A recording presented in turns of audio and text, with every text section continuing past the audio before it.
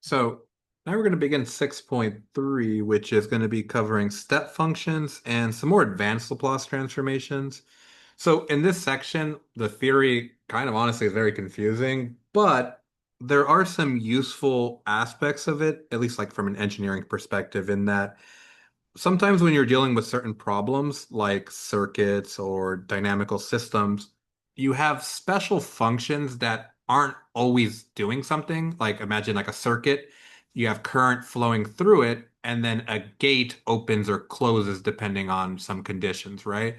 So how can we model that opening and closing? Or imagine you have a beam that's taking some kind of force, like wind or something, but the wind's not always hitting it or at the same speed or something, or maybe it's like a non-windy day, so there's no load, but then the wind picks up, right? So now there's wind, right? So how do we model something like that? Well, we have something called the step function that's basically like an on or off switch of a function. And then eventually we have in 6.5 the delta function, which is more of like a one moment function. Like it turns on very quickly and then turns right back off. So like imagine like a hammer hitting a nail or like a bullet hitting like a piece of wood. It's a very quick moment. We call it an impulse function, right? So that's what we're going to be investigating is how do we deal with those kinds of functions in terms of Laplace and just being able to solve differential equations, because in reality, a lot of the more advanced engineering problems are going to involve those types of functions. Now, before we get into the step function, I want to review something that we kind of just talked about in 6.1 at the very end of the lecture, but we didn't really give any context to it, and that was this Laplace transformation. So recall that the Laplace transformation of t to the n f of t was equal to -1 to the nth power, and then it was like f of n of s, where the n in parentheses was like the derivative, right?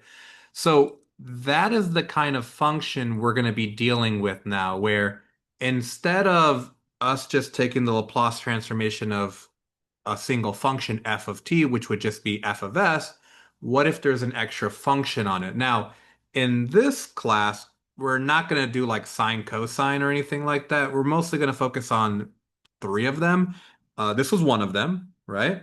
The one that we're going to talk about right now is when it's the exponential function, which we actually have a name for. It's called the translation theorem. And then when we do the step function, right? So this actually has a name. This is called the derivative of transforms. At least in a textbook that I read, derivative of transforms. So I'm going to come back to this in a little bit, in terms of showing that it gets you the same answer depending on how you want to do a certain style of problem. But this is just something that we've already talked about and we learned how to use, right? So now we're going to learn a different type of problem that's very similar to this in the sense that it addresses a problem of what if I multiply my function by another function? I want to take the Laplace transformation because the number one thing, and you have to remember this, okay? So for most functions, the Laplace transformation of f of t times g of t does not equal the Laplace transformation of f of t times the Laplace transformation of g of t. In fact, there has to be a very special scenario for that to be true. And it's not covered in this class at all, but it's called like convolution theorem, which is the related to the convolution integral. So when you're dealing with those kind of functions, then this property actually does work, but that's beyond the scope of this class. So, but in general, this is not going to happen, right? So the textbook that I read calls this the first translation theorem. You don't have to know the name. It's just a name. It's given to it. So if the Laplace transformation of f of t is defined as f of s, right? And s is any real number,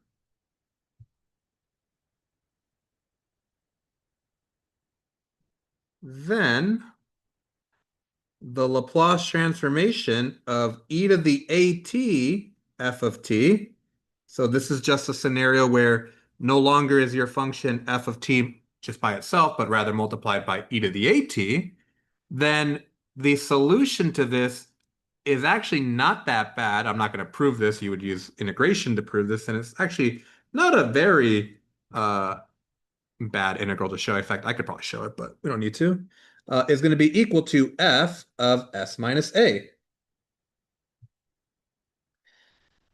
So what this really means to us is that I can just take my Laplace transformation normally, ignoring the e to the at, and then wherever I have an s, I just substitute an s minus a. Like that's really what it's saying. And the justification for this, like visually, I want you to think about this. So pretend that this is f of s, right? Like that's f of s. All I'm doing is picking a new starting point, s equals a, and I'm just writing the same thing, right? Like that's all I've done is just moved it over. Are you allowed to do that? Absolutely. You do it all the time in physics and stuff like that, where let's say your starting point is like at 2 seconds. I could just call 2 seconds 0 second and call that my reference point. Like this is the idea of reference pointing, where you can choose where you start, right? If you think about it from like Calc 1 or Calc 2 integration, the area under this curve would be the same area under that curve. Like it's the same area, it's just moved over. So the movement of the function doesn't change really anything. It's just kind of how we're observing it, right? So that's kind of the idea, which is nice, right? So another way of writing this would be, and when I write it this way, it tends to make a lot more sense for students because it's kind of like composition of functions. The FOG notation isn't really that good, but if you write it as f of g of x, it looks much more obvious what you're doing. The Laplace transformation of e to the at f of t is equal to the Laplace transformation of f of t, but I'm going to replace s with s minus a. Like that's essentially what you're doing, right? So we're going to practice an example of doing this.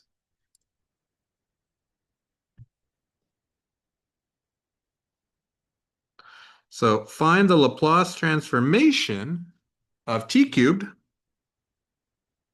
e to the 4t. Okay. So step number 1, formula.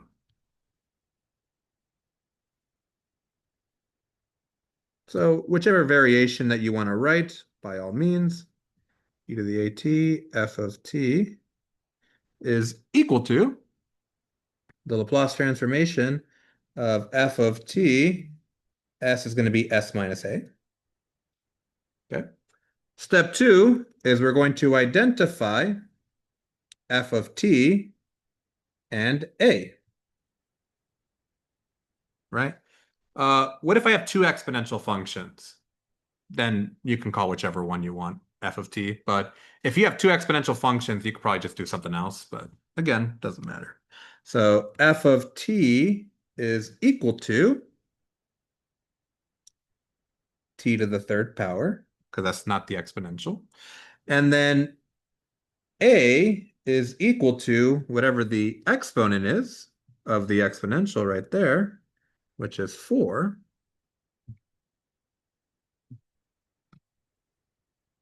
A little bit of color coordination to make it more obvious. A is equal to 4. Step 3 is find the Laplace transformation of just f of t. So the e to the 4t, just ignoring it for a moment. Laplace transformation of t cubed, according to my table, if I remember correctly, is n factorial over s to the n plus 1. So 3 factorial over s to the 3 plus 1, which just means 3 factorial over s to the fourth. If you're wondering, should I leave it in factorial form or simplify? It's up to you. Doesn't matter. You'll get the same answer. Step 4. Now this is where we actually have to do something. We're going to sub in s minus a for s. So we get the Laplace transformation of t cubed e to the 4t is equal to the Laplace transformation of t to the third power, where we replace s with s minus 4. And so that's going to be equal to 3 factorial over s minus 4 to the fourth power, like that. And that's how we do this type of transformation. Now, if we compare it to the other way that we learn, where it's t to the n f of t, so essentially you're swapping the order. Now, t of n is the function that's kind of locked in, and then f of t is whatever. So let's just kind of compare. So comparing to the Laplace transformation of t to the n f of t equal to -1 to the nth power f of n of s. So now, personally, would I want to do this one? No, because n would be equal to 3, which means I got to take 3 derivatives, and I do not want to take 3 derivatives. But I'm just going to show it to you for this example. We'll kind of see it. So, um, step 1, formula. So right here. Step 2, find f of t and n.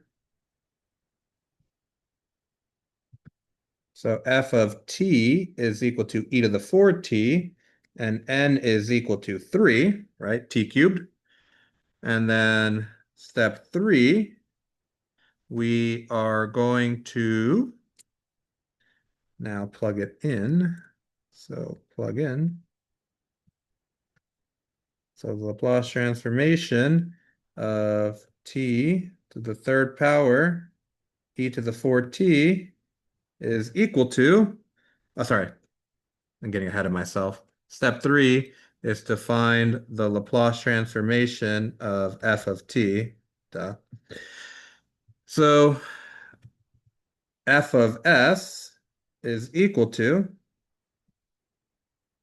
so the Laplace transformation of e to the 4t is going to be equal to 1 over s minus 4, like that, according to my table. Sorry, I'm getting ahead of myself here. You realize how much you don't want to do this sometimes. So 4t is equal to 1 over s minus 4, which is equal to f of s. And then step 4 is, n derivatives of f of s. So f prime of s, this is just going to be, you can do quotient rules. I'm going to use the chain rule, actually. So there's a trick you can do here. So you can bring up the exponent and make it negative, so -1. So then my derivative becomes -1, s minus 4, -2.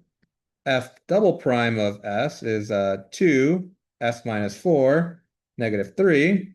And then f triple prime of s, because it's n equals 3,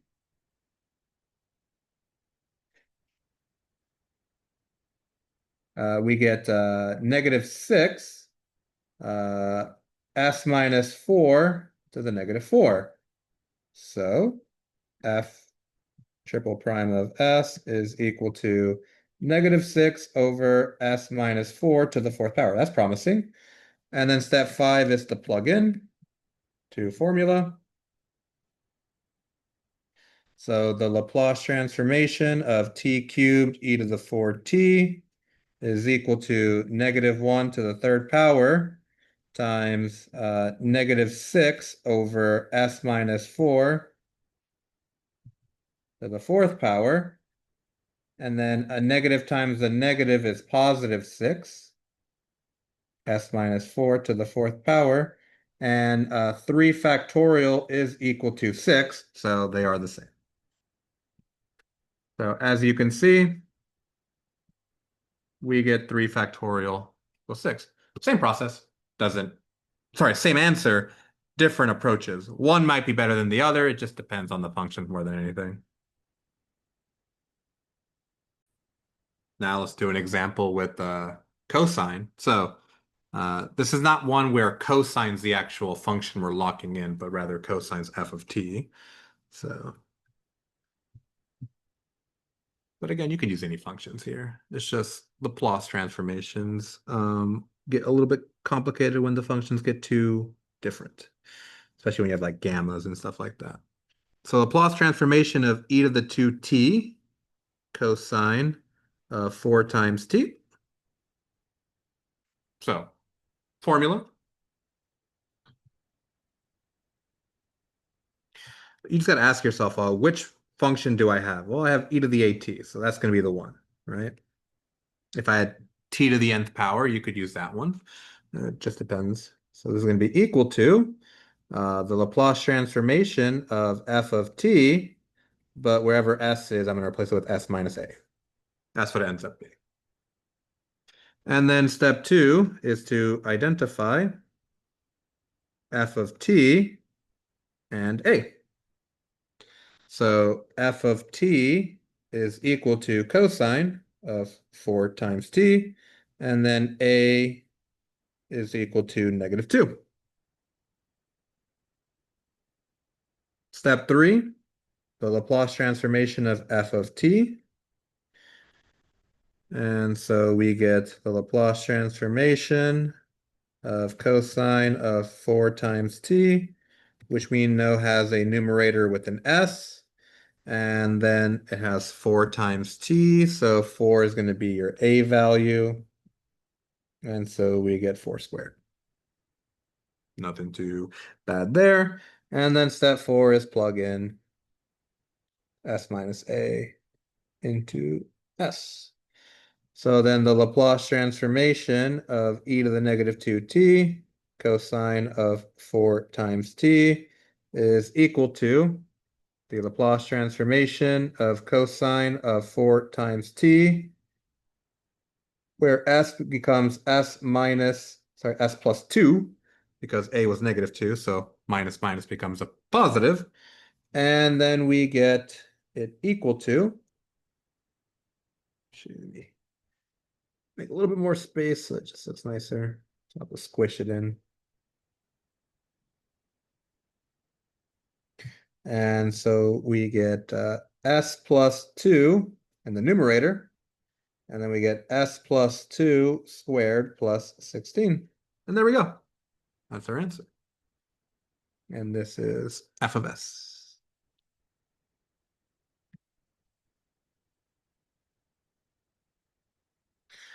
Well, I should be very clear. This is not f of s. This is f of s plus 2, technically, like that. Because if you go back to the definition, it's f of s minus a. So I wonder if I actually wrote that on the last one. Nope, but I can write it right here. F of s minus 4. That's really what it is. Just a translation. We're just shifting it over. Again, why do we do any of this stuff? The simple answer for all mathematics is it makes our life easier solving problems. That's really why. It's just a tool that we use to solve problems. So now we begin our discussion on the step function. So we're going to call it the unit step function, also known as the Heaviside function. So the unit step function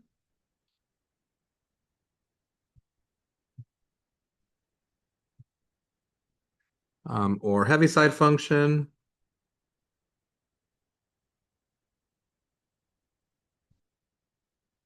is defined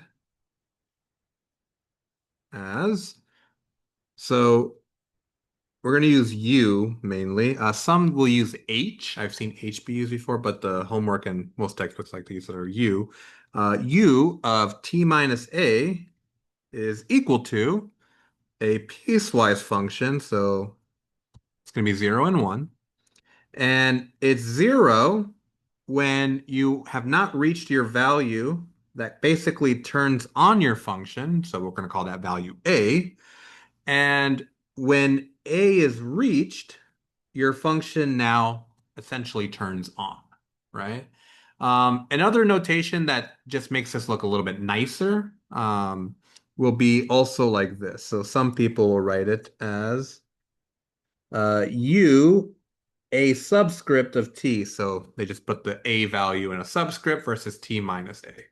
And this is just, again, fundamentally, it's just a shift. But um, really, the cool thing about this is it allows you to activate and turn off functions that you don't want for certain aspects of your equation. So um, if t is less than a,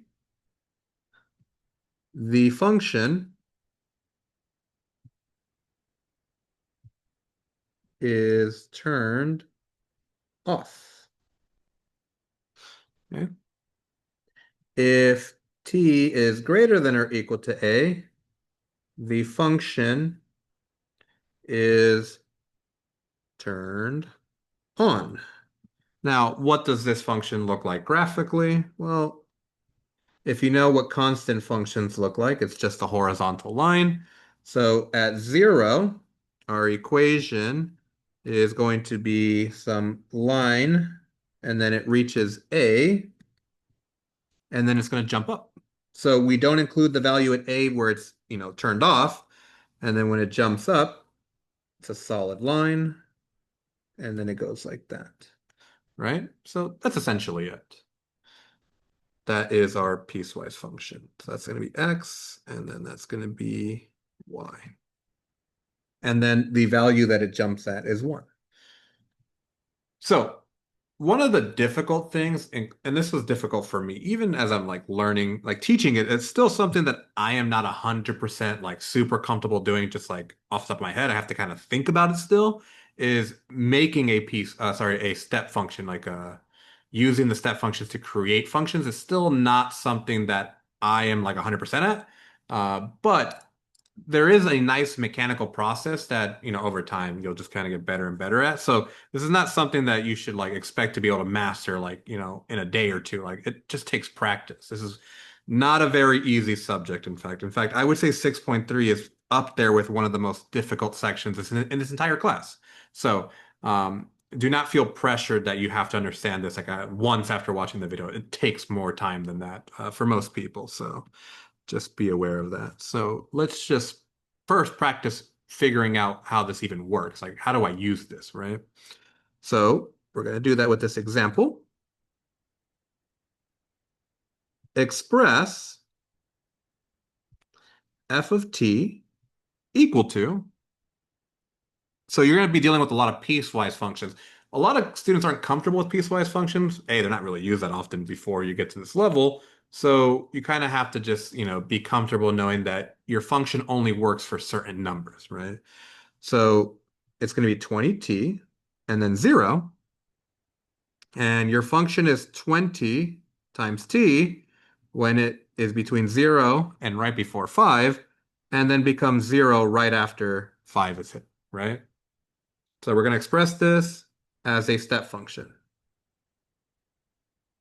Another thing that's kind of important, if you think about like, why would I want to do stuff like this? It makes it much easier to program this stuff into computers. Like piecewise functions are not easy to deal with computers, but it's easy to program a step function into a computer and then work off of that, right? So there's an application in that respect where like this is very convenient for like working on computer problems, like in terms of just typing it up, honestly. So step one, if you can, is to graph the function, just so you can get an idea of what's going on. So what's happening with this function is that this is t and this is f of t. At 0, the function's 0, right? And then for every one value of t, you're going up by 20. And so you just have a linear line, right? And then when you get to 5, the function stops and then it falls down to 0. So this is essentially what function you have, right? That's what you're doing. So I have a good idea of what this function is behavior-wise doing. And so essentially, I want to make this function be activated for the first, say, 5 seconds and then to be turned off, right? Like, because that's what a step function can do. It can turn a function on and it can turn a function off, right? Essentially is what I'm going for. So we graph the function. We have a good idea of, okay, for the first 5 seconds, we want our function to be turned on and then eventually turn it off, right? So we think about how we're going to do that. So for this one, and in this example, I'm going to kind of illustrate this to a table, okay? Is we are going to, step two is make a table of values. In the long run, you're not going to do it this way because you're just going to have a formula because there is a nice formula for it that works pretty well. But I want you to understand the intuitive idea of this more than anything, right? So if you make a table for the values of t, you got 0, 1, 2, 3, 4, 5, and let's go to 6, right? And then you have f of t. So when t is 0, you have 20 times 0, which is 0. And then 20 times 1, which is 20. Okay. 20 times 2, 40. And we recognize that it's just a linear equation going up by 20. But when it gets to 5, that's where it becomes interesting because at 5, it needs to be 0, right? So I'm going to keep up the pattern here, sorry. And then 20 times 4 equals 80. And then 20 times 5 is equal to 100, but I need it to be 0. So how can I keep this 0? Because as I keep going, as I keep adding a value of t, right, a piecewise function just lets me get off of 20t, right? Like I could just jump off and go to 0 and just be 0 forever, right? But another way of thinking about this is I could be like, you know what? What if I do this? What if instead of saying 20 times 5, which is 100, right? Because this straight up just has to be 0. Like that's what it is. It's 0. But that way is not going to be useful in our step function way. Whereas more, I'm going to do this. I'm going to say, you know what? If I plug in 5, we get 100. But I want to subtract out 100. So minus 100 is equal to 0, which is my accomplished goal. But how do I do that? Like, how do I write that as a step function? So, like, right now I'm kind of lost. And I think about it more. Okay, let's go to the next one. I go to 6 and I say, okay, 20 times 6. Well, that's just 120. So I have to subtract out 120 to get 0. And if I go to 7, I start to think, you know what? What if I write it like this? And I realize, wait a minute. For the first 5 seconds, I don't need that subtraction part activated because I want the 20, the 40, the 80, the 60. I want those numbers. But as soon as I get the 5, I want to activate that subtraction aspect so that it gets rid of whatever I'm computing. So if I think about that logically, I can say, you know what? What if I do f of t is equal to 20t, right? For any t value, minus 20t, right? Because that gives me 0. But the problem is when t is equal to 1, I still get 0. But when t is equal to 1, we're at 20, right? So I don't want it to activate before it gets to 5 seconds. So that's where the step function comes into play. You do u of t minus 5. So at t equals 1, u of t minus 1 is 0. So it goes that this part of it is deleted until you hit 5, and then it turns itself on, and now I have 0. So that's the step function. It's basically letting functions exist and not being activated until they are needed. And so that's how you create a step function. Now, like I said, are you going to make a table for every single problem? No. This is just kind of an illustrative example of the idea behind the step function is sometimes I want a function to behave at a certain number and then I need to do something to it. So I'm going to have that function around, but it won't turn on until it hits a certain number, right? And just to kind of further illustrate that, let's do this example, right? Let f, actually, you know what? Before I do that example, I'm going to take this right here. So just to further explore, f of t equals 20t minus 20t u of t minus 5. If t is equal to 1,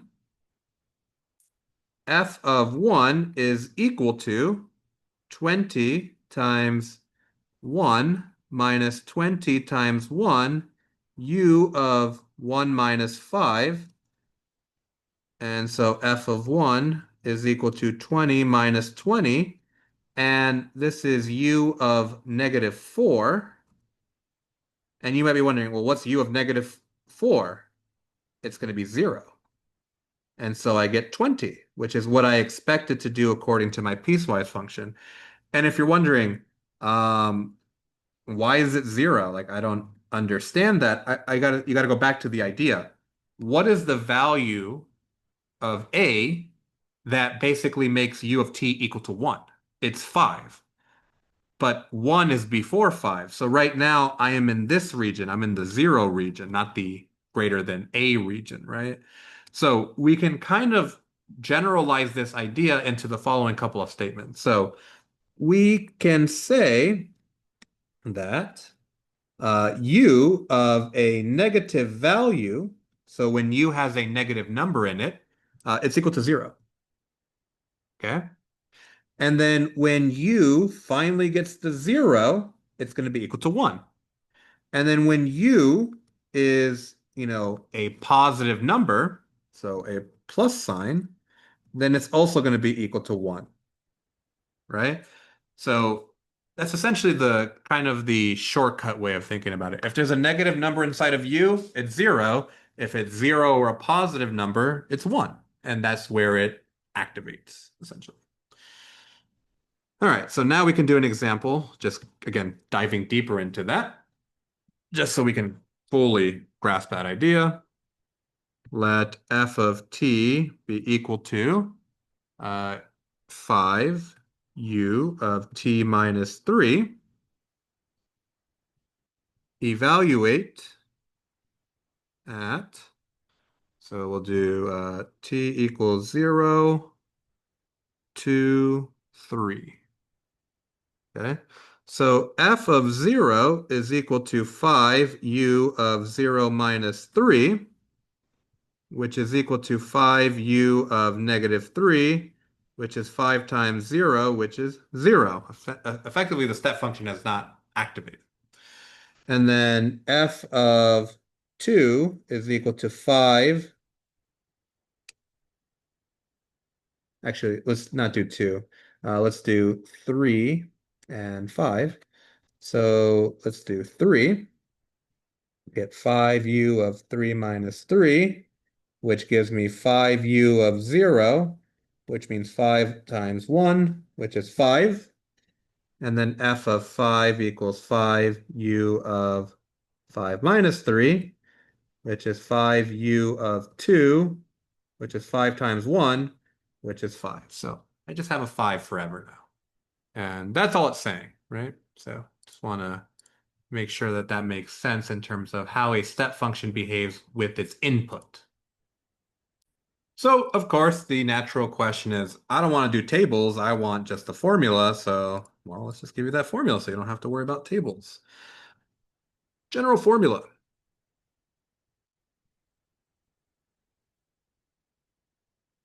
So if you want to find the step function for a piecewise function, so let f of t be equal to a piecewise function of g of t, h of t, and remember, so the inequality for the first one's always going to be less than a, like it'll never be less than or equal to a, even though in my notes I made that mistake.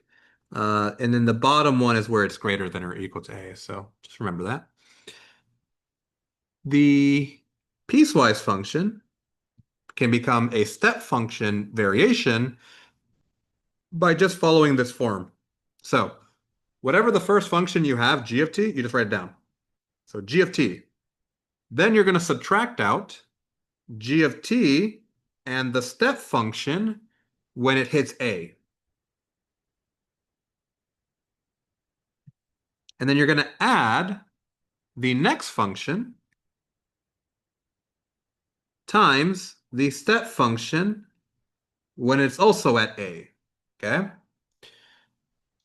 And I want you to think about why, right? So when t is equal to a, right? When t equals a, f of t is equal to g of t, sorry, g of a minus g of a u of 0 plus h u of t, sorry, a minus a. And so this right here will cancel itself out because now this is activated. Sorry, H should have a T on there. It's like, it looks kind of weird.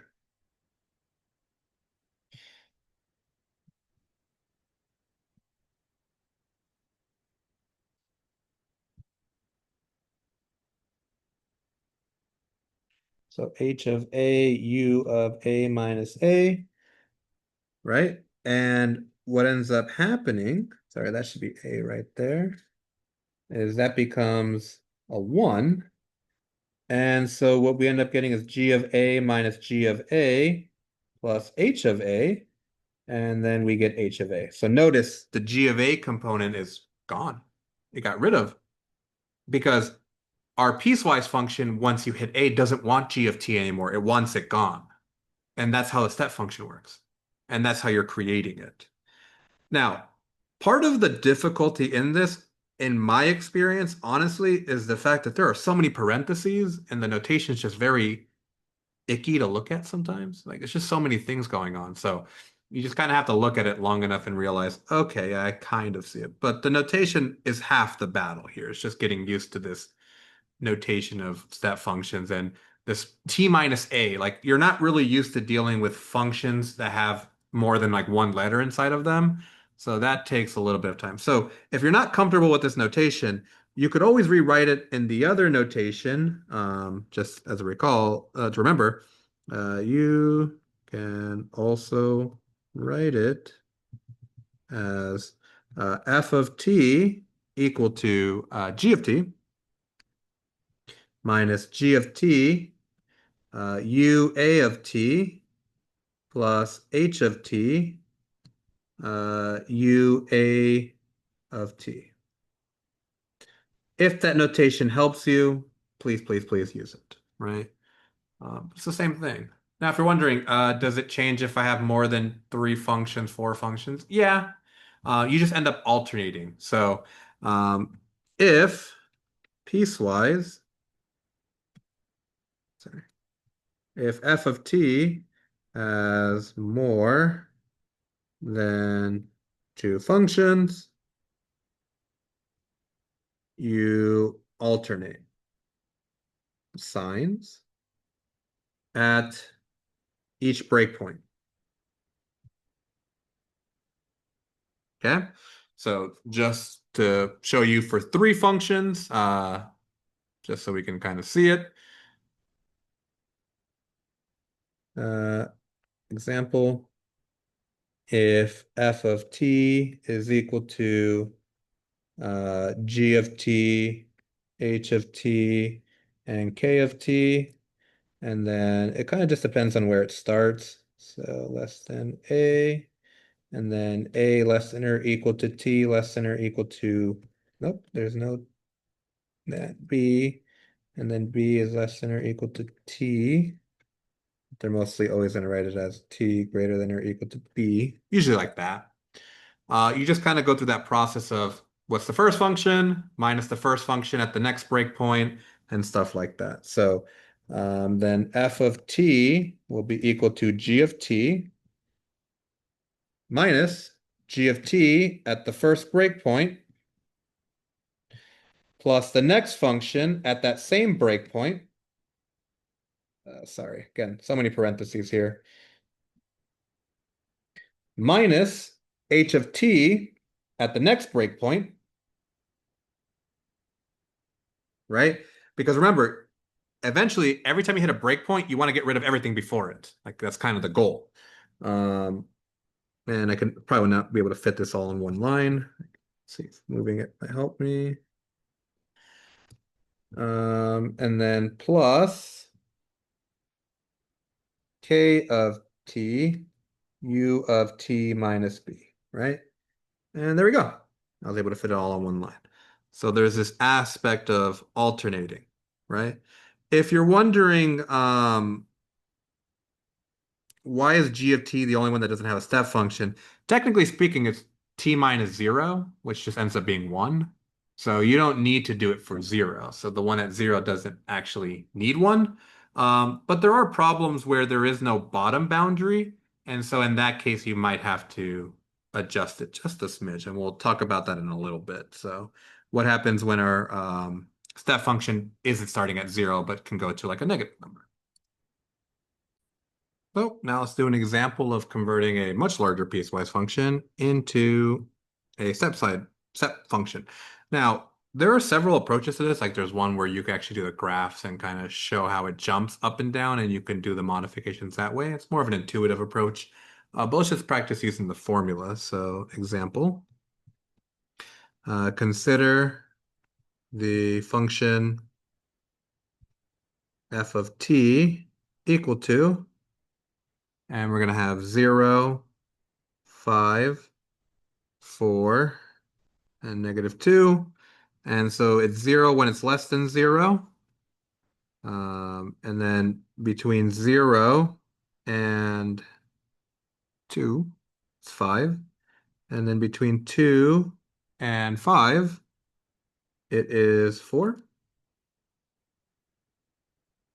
And then it is -2 for anything beyond 5, or equal to 5 as well. Sorry, that should be a 5, not a 4. Like that. So consider the function of t, convert to step functions. So step 1 is formula. It's not really a nice way of writing this. I mean, the idea is this, right?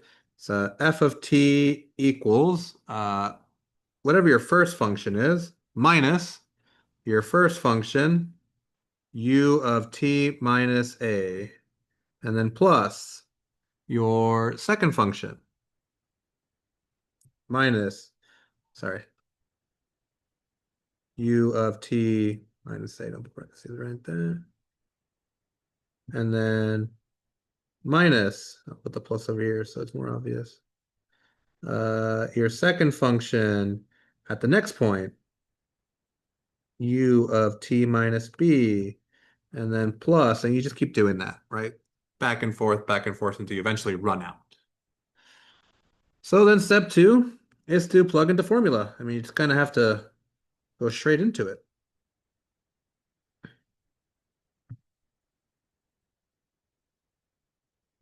So our first function is going to be 0 minus 0 u of t minus 0. U of t is just 0, right? And then plus, sorry, u of t will be 0 if it's less than 0. And then plus 5 u of t minus 0, right? Because it activates at 0. And then minus 5 at the next point, which would be t minus, which would be 2, plus the next number, 4, u of t minus 2, minus 4u of t minus 5 minus 2. This should be a plus. Sorry. We got to be careful with signs, right? So plus, minus, plus, -2 u of t minus 5. And that's it. Anything times 0 is 0, and then all that stuff. So then we get 5u of t, like that, minus 5u of t minus 2 plus 4u of t minus 2 minus 4t minus 5, sorry, u of t minus 5, and then minus 2u of t minus 5 because of positive negative. And then you combine like terms. So t minus 5 can combine with t minus 5 and so on and so on. And so what we end up getting is 5u of t. T minus 2 and t minus 2 become a minus 1 plus, and then we get 5 can combines with 5 to be minus 6, like that. And I want you to think about it.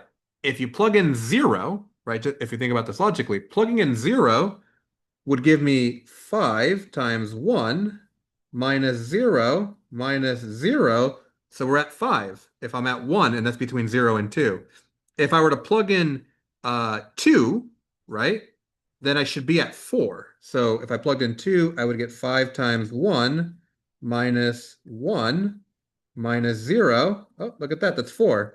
If I were to plug in 5, which would put me at negative 2, we would have 5 minus 1 minus 6, which would be equal to negative 2.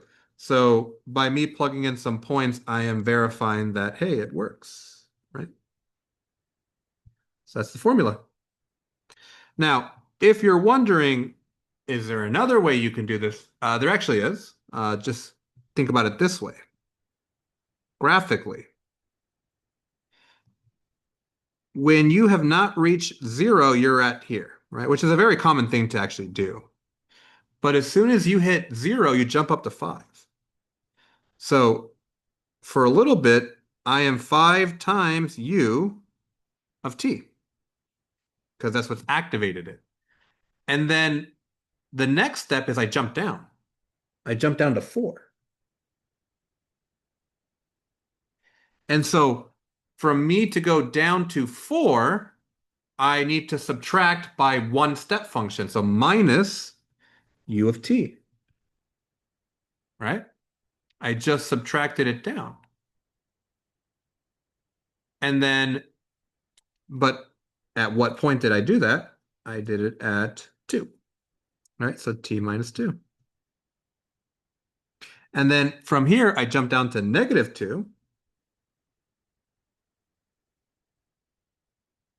at 5. And so the jump from 4 to negative 2 was negative 6 u of t minus 5. And that's how you calculate it, right? Because this distance right here is 6. This distance right here is negative 1. And that's another way of doing it. You can do a more graphical approach. Now, this works really well when you're doing, horizontal lines. When it's not horizontal lines, not obvious at all, right? But again, it's just another way of thinking about these in terms of solving for the step function. A little side note, if f of t is equal to the Laplace transform, no, that's piecewise function, sorry.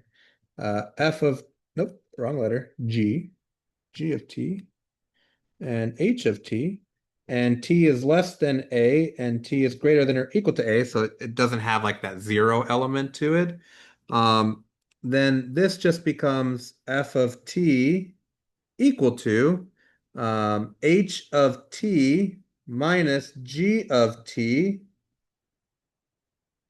u of t minus a. If you're wondering why, I mean, think about it. Go back to the original formula. Um, the g of t part disappears, so it's minus g of t, and then h of t is positive, so sometimes we'll do h minus g.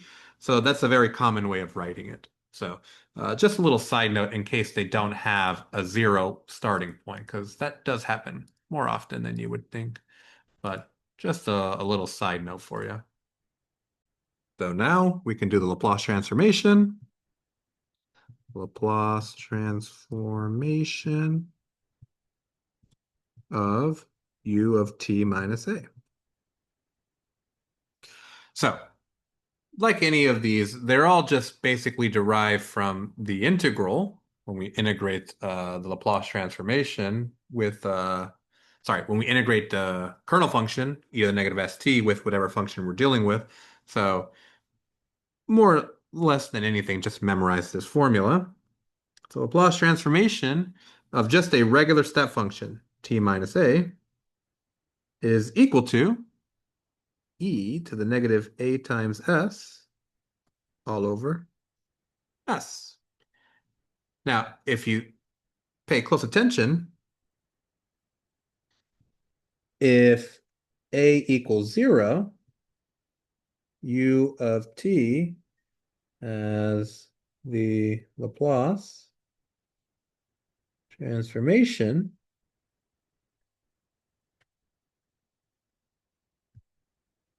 u of t equal to e to the negative a times a over, sorry,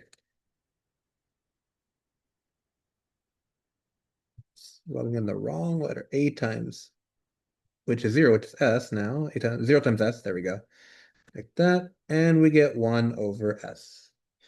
And if you're wondering, that seems familiar, well, it's just a Laplace transformation of 1, right?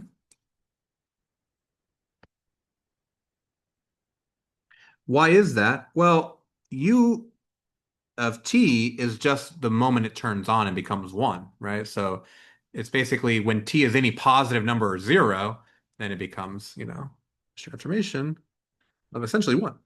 So just something to think about in case it comes up. Now, let's do an example of taking the Laplace transformation of a step function by itself. Because a lot of the times the step function will not be by itself. Have something attached to it, and that's where we have to start kind of dealing with that. So u of t minus 2 plus u of t minus 3. Well, it's not any different than any other Laplace transformation we've taken before.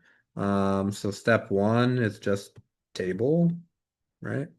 Laplace transformation of a number is 1 over s, and then Laplace transformation of u to the t minus a is equal to e to the negative as over s.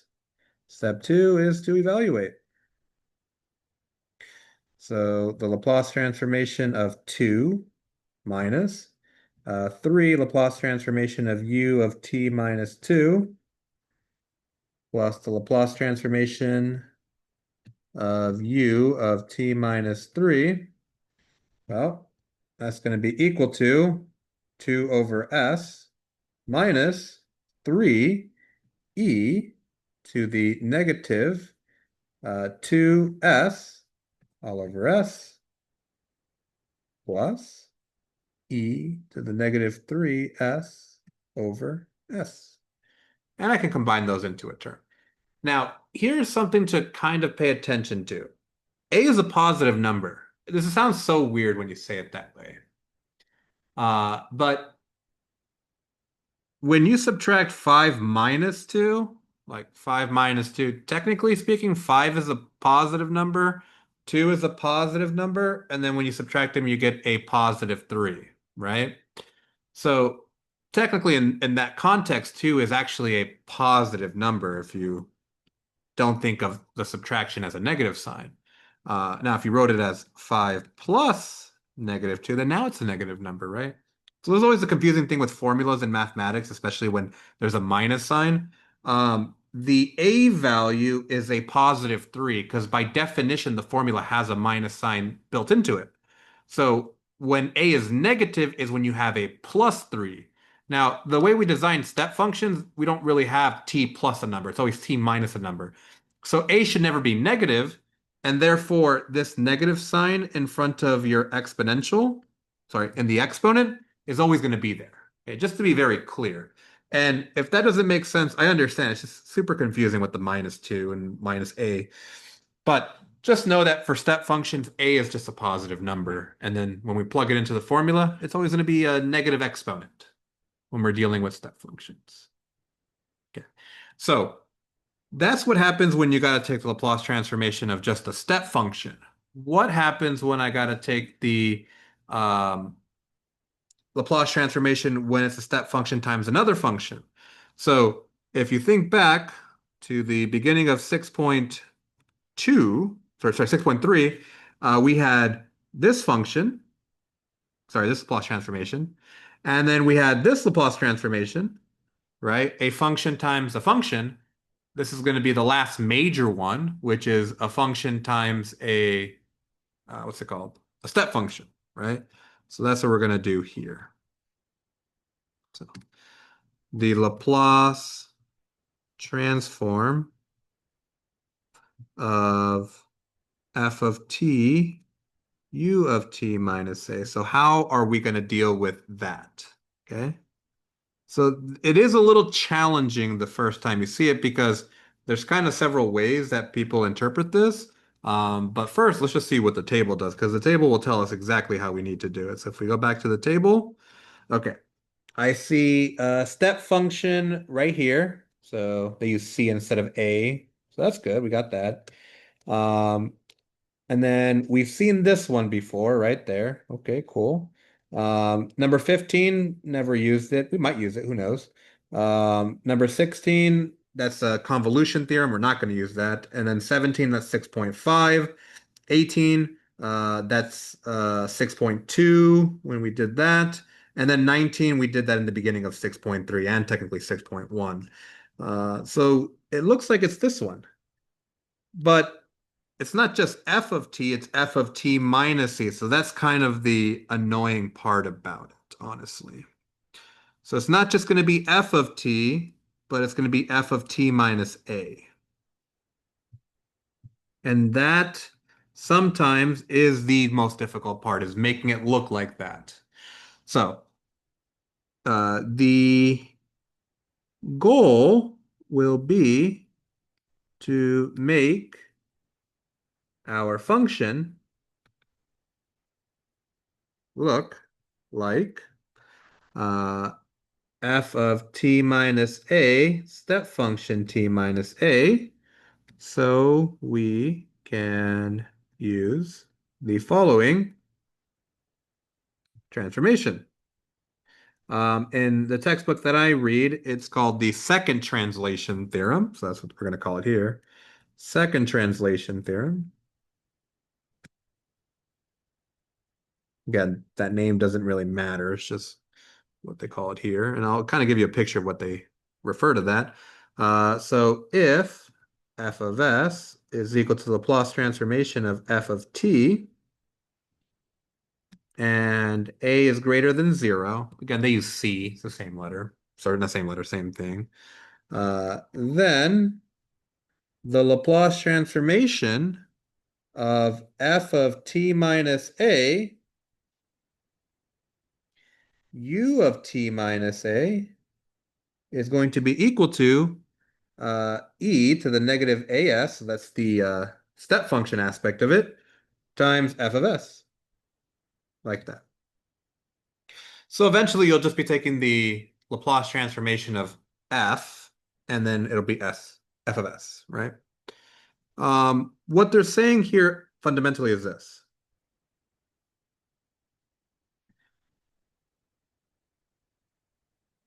I have a function that does this.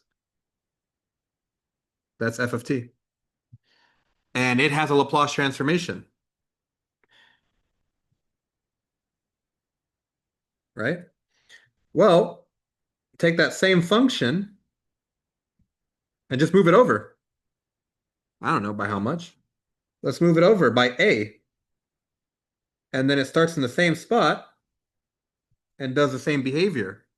So all I did was shift it to the right, which if you remember, shifting to the right is a minus a. We're just going to get, and so how do I shift it? I multiply it by a step function. And so then that becomes e to the negative a s f of s. Essentially, that's what I'm doing.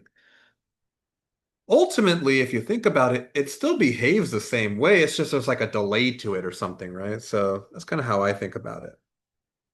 You're still dealing with the same function, but maybe I'm just adding a delay to it. Again, fundamentally, the area under the curve here is still the same area under the curve here. Like the area under the curve doesn't change. It's just moved over. Again, why do we move things over? It's just sometimes there's a problem where if you move things around, it makes it so much easier to solve. It basically can line up the numbers so that they're perfect and then they work out very nicely. So that's why you see a lot of this kind of stuff where we're moving things around. Makes life easier, honestly. So now the question becomes, okay, how do I take a Laplace transformation with this formula? So that's going to be the next thing that we're going to talk about. So let's do an example. Find the Laplace transformation of f of t where now I guess the silver lining is you kind of know which one you're doing because there's no really other option that can kind of attack this problem. And so we get t less than 6, t is greater than or equal to 6, right? So step one, formula. Well, if I have a step function, well, if I have a piecewise function, 9 times out of 10, it's a step function problem. So the Laplace transformation, and unless it's like a super obvious, like easy, like 1, 0, it's not going to be just u. Okay, it's going to have something attached to it. So we're going to say f of t minus a, u of t minus a, like that. Okay. That's going to be our first step, is to just write down the formula. And we get this.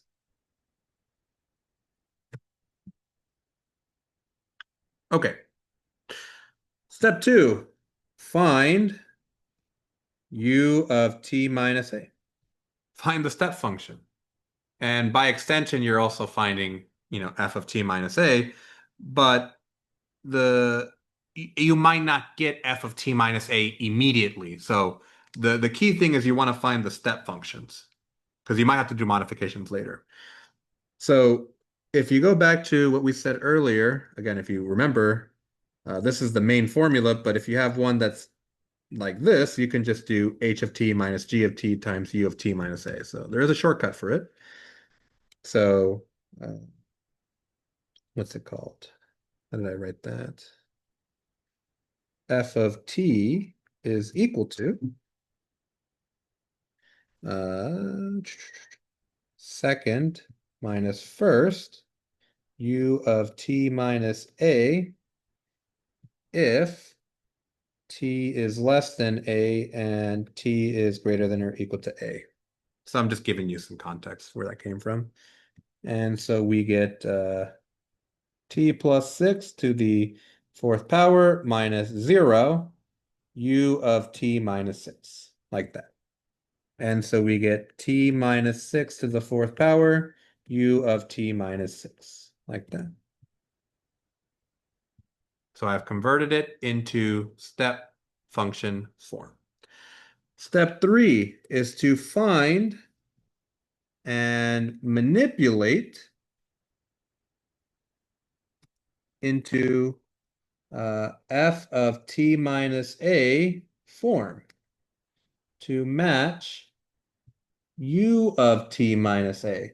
Again, they made this problem super easy and more obvious, okay, by just already doing it for you.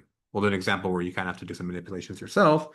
But notice that we have f of t is equal to t minus 6 to the fourth power, u of t minus 6, like that. So we have right here t minus a, and right here we have t minus a. So we have a match, which is good. So, um, and I guess for the sake of a formula, we should do g of t here. because I'm kind of using F twice. And I think if I do it with G, it'll make a little bit more sense. I think that'll actually make it a lot nicer. That should be G. So this right here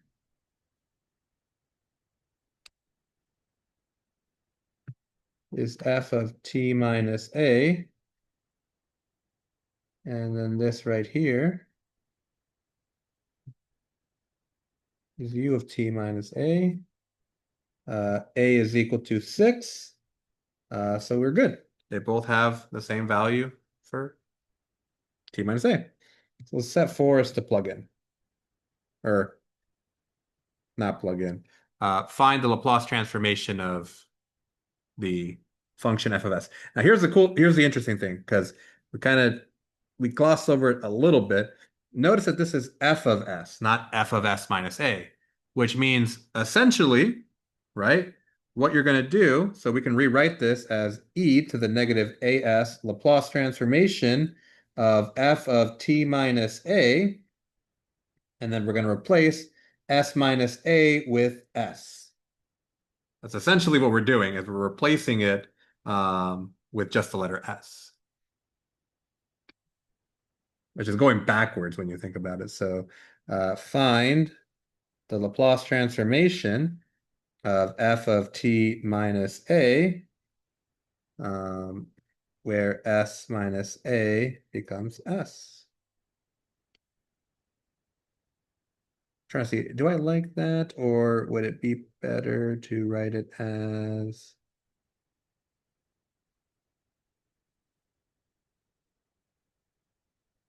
Trying to think.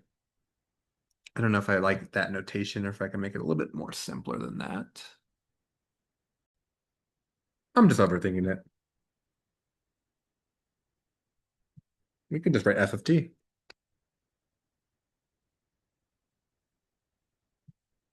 Because I mean, that's the definition of f of s. I don't know why I was thinking too much about that. So basically, you just get rid of minus a and just write it as f of t. That's kind of like the undoing of the minus a. So t minus 6 to the fourth power then becomes t to the fourth power. So then the Laplace transformation is going to be t to the fourth, which is equal to 4 factorial over s to the, oh no, I got a 5 here, unfortunately. 4 factorial over s to the fifth power, like that.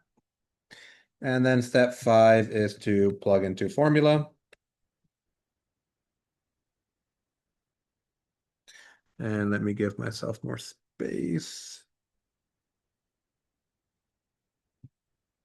And so we get the Laplace transformation of g of t, that piecewise function, is equal to e to the negative 6t, because that's a, and then times 4 factorial over s to the fifth power, which is then equal to 4 factorial would be 4 times 3 is 12 times 2 is 24. 24 e to the negative 6t over s to the fifth power. Would I write it that way? No, I just leave it the first way, but you could also write it that way if you desire. Except one mistake, and this is something that happens from time to time. Hopefully you caught it. That should not be a T. That should be an S. You just start writing random letters in the wrong spot. So that was an S term, not a T term.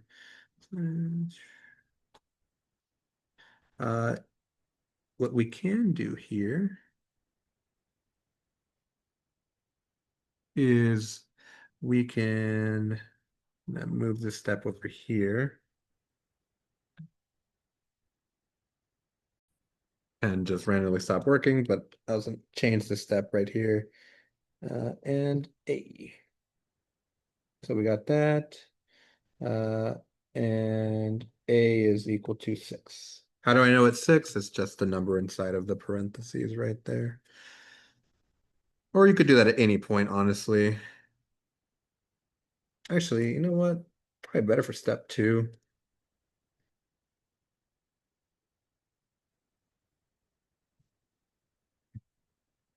That might be a better spot. But yeah, that's the entire process for taking the Laplace transformation of a step function. So we're going to do another example where it's maybe not as simple, where you kind of have to do some manipulations and modify the minus a aspect.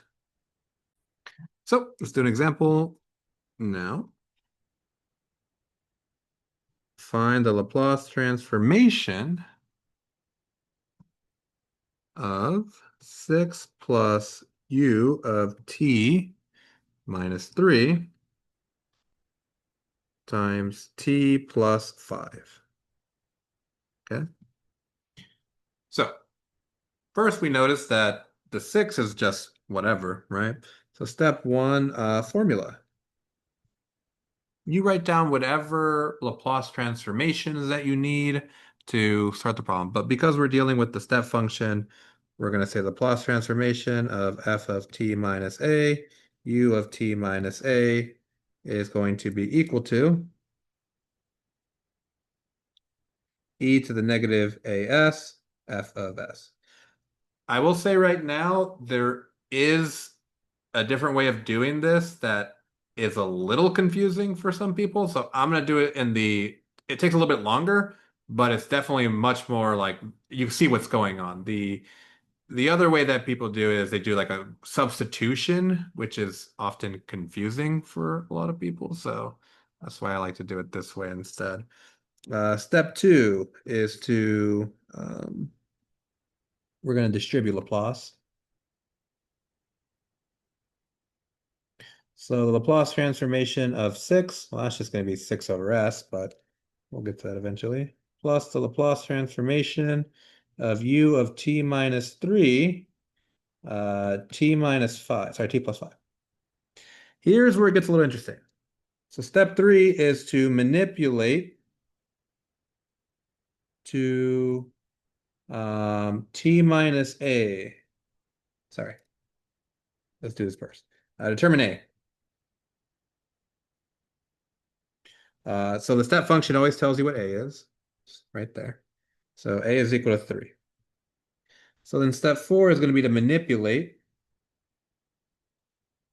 to f of t minus a. So we have to make this function be f of t minus a. And so the way that I'm going to do it is like this. I'm going to say u of t minus 3, t plus 5. What two numbers can I add together that will give me -3, right? And if I think about this for a second, I get t minus 3 plus 8, like that, right? Because -3 plus 8 is 5. And there is a little bit of creativity there, but it's not something that's, abstract. It's just manipulation of these numbers. And what I'm going to do here is I'm going to write parentheses around this because that's basically one term, right? And I'm allowed to distribute this step function into the summation of terms. So what I'm going to do is I'm going to multiply this into each of these. And what I end up getting is u of t minus 3 times t minus 3, and then plus u of t minus 3 times 8. Again, you don't have to do it this way, but the way that it's usually shown or explained in like the solution or the textbook, I feel like is a lot more difficult than doing it this way because I am seeing what needs to be done now, and the formulaic manipulation now is just okay. A number times u of t minus 3, I have a formula for that. I have a formula for t minus 3, t minus 3, right? So there's no weird manipulation I need to do anymore. And you'll see what I mean in a little bit. Okay. So then step 5 is to take the Laplace. So the Laplace transformation of 6 will become 6 over s. Okay. The Laplace transformation, and I'm just doing these individually, u of t minus 3, I'm going to put the 8 in front,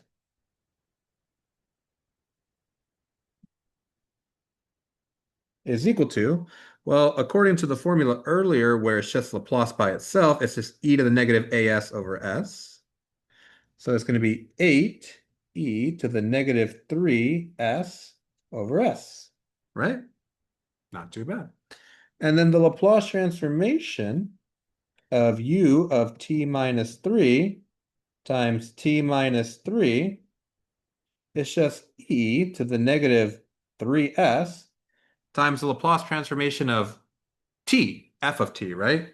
So,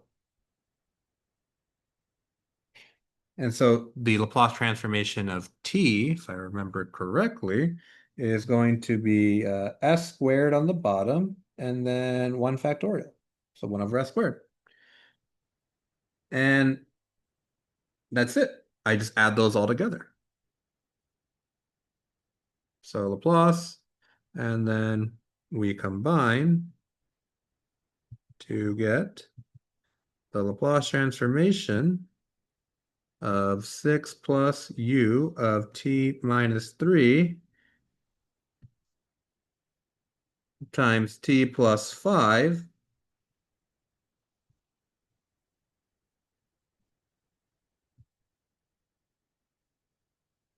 is equal to 1 over s, except that's wrong, it's 6 over s, plus 8 over, sorry, 8 e to the negative 3s over s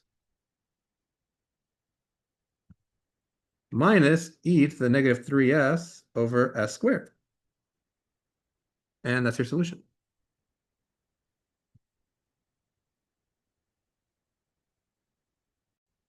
Now, not every problem of this type will be doable, not doable, but it's just like it won't be as easy, especially when you have like, high degrees, where you can manipulate it this way. So there's actually an alternative way of doing this. So I'm going to give you the alternative version of this formulation and then just an example for it. So an alternative, I'm not even close to spelling that correctly.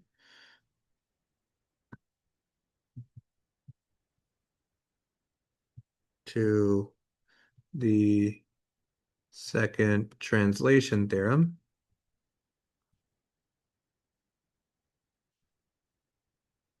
So the Laplace transformation of g of t, or what did I use earlier? F of t or g of t? I think I used f of t. Yeah. F of t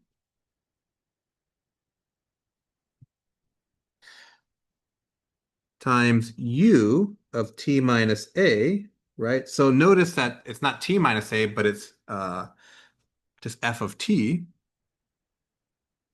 is equal to e to the negative a times s times f, sorry, well, I guess the way we'll do it, the Laplace transformation of f of t plus a, like that, which would just be f of s plus a. So that is the other way of doing it, is rather than us manipulating it before we take the Laplace transformation, we're going to manipulate it in the Laplace transformation and then do that. So here's an example. Find the Laplace transformation of t squared u of t minus 5. So in my previous example, I would have done t minus 5 plus 5, right? Because minus 5 plus 5, they give me 0, but that introduces that 5. But then I would have to FOIL out t minus 5 plus 5 squared. Like, I'd have to FOIL all that out, which would not be fun. So this is where this formula comes into play. So step 1 is formula. So the algebra would be too much. So rather than me dealing with it beforehand, I'm going to do it in the Laplace transformation.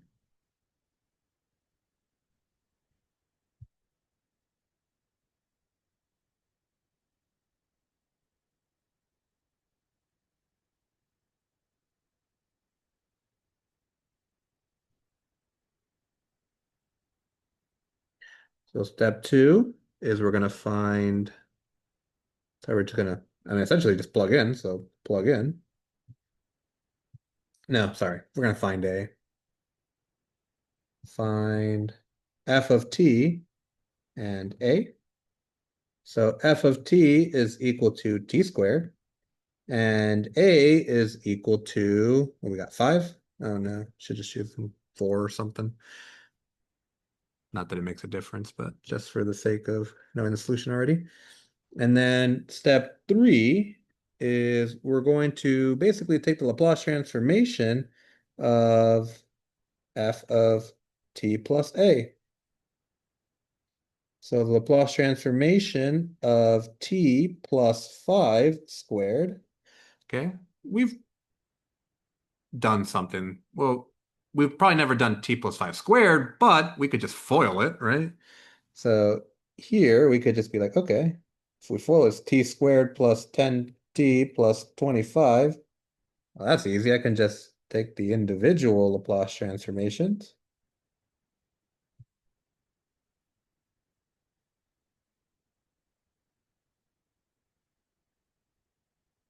So t squared is going to be, let's see, 2 factorial over s cubed. Hopefully I got that right. Yep. Plus 10 times 1 factorial over s squared, and then 25 over s. And then step 4 is plug in. So the Laplace transformation of t squared u of t minus 5 is equal to e to the negative 5s. It's the worst looking thing. Uh, times 2 over s cubed plus 10 over s squared plus 25 over s. So as you can see, I was able to solve the problem using this alternative notation. This also comes really in handy with like sine and cosine. So like that's really where it's used is sine and cosine and using like double angle formula or the sum difference rules of sine and cosine. So the final topic of this section, it's the inverse of all of this, which is just reversing everything we did. So inverse Laplace transformations.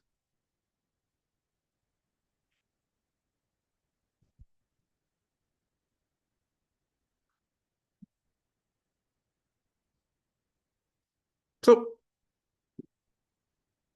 the inverse of e to the negative as times f of s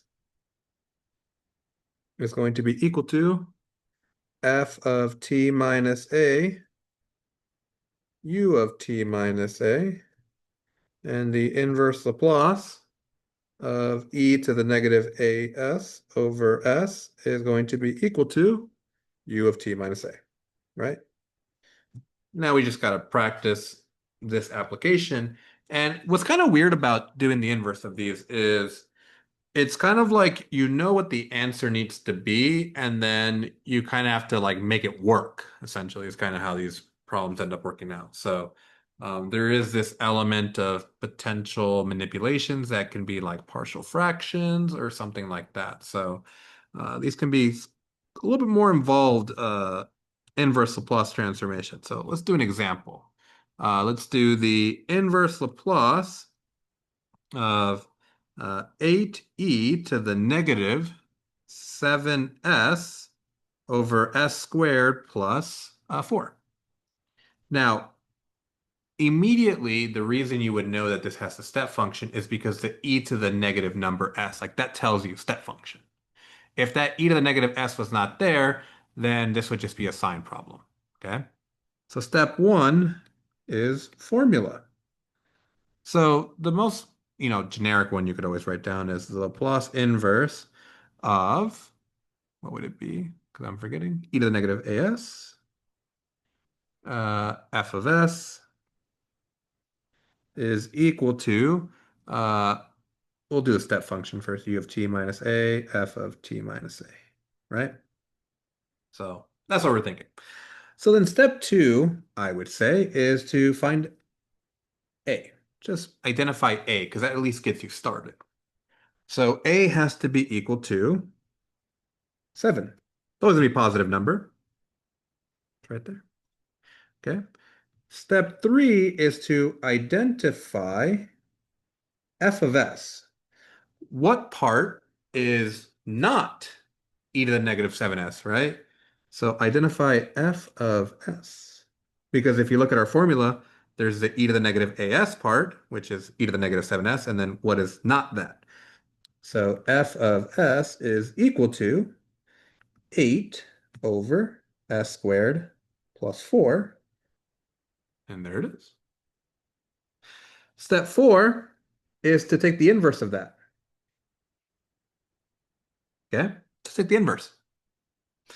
And so the inverse Laplace of 8 over s squared plus 4 is going to be equal to 8 inverse Laplace, 1 over s squared plus 2 squared. Here's a fancy manipulation technique. We know that 8 is 4 times 2. And I just need a 2. So I could factor out a 4. So you could do that. You don't have to do the whole one trick if you don't need to, if you have the numbers already there to help you out. And then I get 4 sine 2t right there. And then step 5 is translate t to t minus a. That is the inverse Laplace of f of s from s to s minus a, like that. I mean, that's essentially, sorry, keep doing this. We'll do t to t minus a. That's what it ends up being, s in this case. And so we get f of t minus 4, nope, wrong number, 7, is equal to 4 sine 2 times t minus 7. I'm going to tell you right now, I've seen so many people get that wrong because they forget the parentheses around the t minus 7. So you would have to write 2t minus 14, right? Just to be clear on that one. And then from that, you just plug into formula. So then step 5, plug in to formula. The Laplace inverse of 8e to the negative 7s over s squared plus 4 is equal to the step function at t minus 7 times 4 sine of 2 times t minus 7, like that. So just reverse engineering everything we've covered before. So now let's do our final example for this section. The inverse Laplace of e to the negative 6s over s squared plus 3s minus 4. Like that. And this problem, I'm gonna unfortunately skip one step, which is the partial fraction decomposition. It's not something that it's important. It's just for the sake of this video. We're gonna let it pass on this one. So step 1 is formula. So our formula is the inverse Laplace of e to the, well, that's not right. Yep, no, that's correct. E to the negative as, f of s, capital F, is equal to u of t minus a, f of t minus a. Like that. I believe another alternative would be like s plus a, and then it becomes f of t on the outside. So that's another option too, but we don't want to do that here. Step 2, find a and f of s. We can combine that into one step. So a is equal to 6. F of s is everything that's not e to the negative 6s, which is 1 over s squared plus 3s minus 4.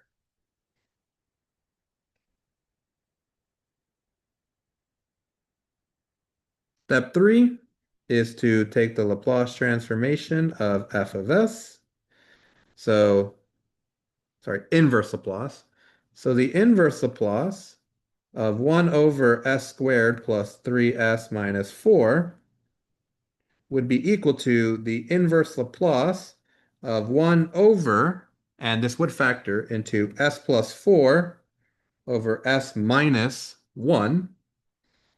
And then through partial fraction decomposition, this would be equal to, so partial fraction decomposition, it would be negative 1/5 over s plus 4 plus 1/5 over s minus 1, right? And if you're watching this, you could pause and just work it out yourself to get the negative 1/5 and positive 1/5. And from there, we can now get our answer. So it's going to be equal to negative 1/5. That is a 5, not an s, for ones. 1 over s plus 4.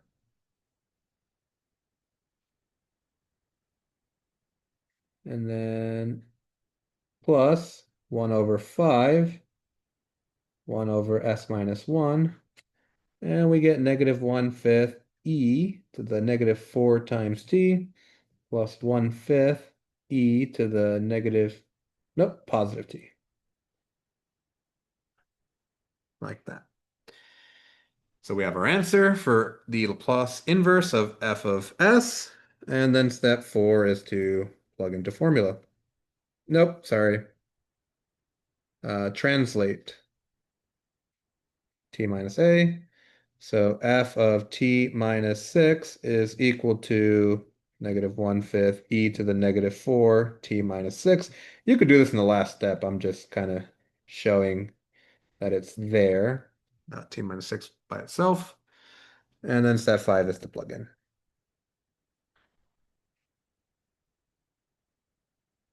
So the Laplace inverse of e to the negative 6s over s squared plus 3s minus 4 is equal to the step function at t minus 6 times 1/5 negative e to the negative 4 times t minus 6 plus 1/5 e to the t minus 6. And I ran out of room. Move it over.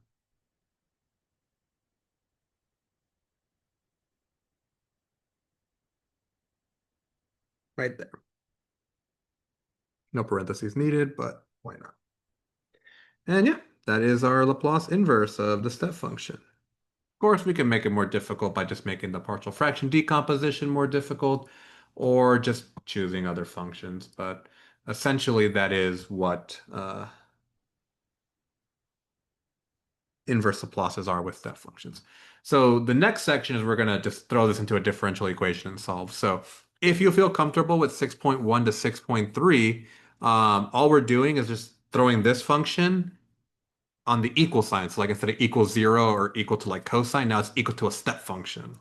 And then 6.5 is the equal to a delta function, which is just a different kind of step function, where instead of it being like on and off, it's more like off, on, off. Like it's very quick. We call it impulse. So that'll be 6.4 and 6.5.